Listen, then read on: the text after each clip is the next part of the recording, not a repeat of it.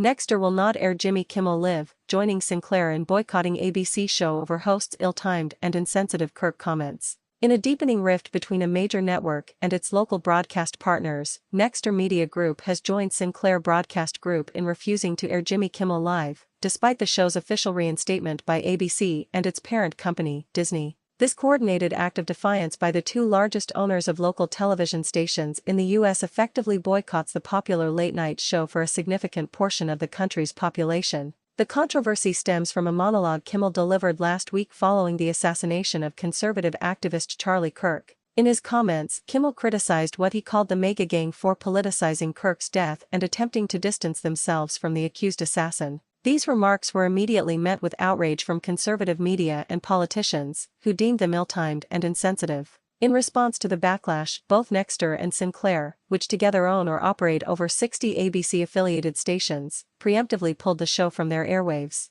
This put immense pressure on ABC and Disney, who, in an unprecedented move, suspended Jimmy Kimmel Live indefinitely. This decision sparked a nationwide debate about free speech and political censorship, with many in Hollywood and beyond expressing support for Kimmel. However, after a week of intense public discussion and a strong defense of Kimmel by his peers and free speech advocates, Disney announced on Monday that it was reversing its decision and bringing the show back. The company stated that the initial suspension was to avoid further inflaming a tense situation, but that thoughtful conversations with Kimmel had led to his reinstatement. While the news was celebrated by many, Nexstar and Sinclair were not swayed. On Monday, Sinclair stated it would not be airing the show, and on Tuesday, Nexstar followed suit, releasing a statement that reiterated its stance. "We made a decision last week to preempt Jimmy Kimmel Live following what ABC referred to as Mr. Kimmel's ill-timed and insensitive comments at a critical time in our national discourse," the statement read. "We stand by that decision pending assurance that all parties are committed to fostering an environment of respectful, constructive dialogue in the markets we serve."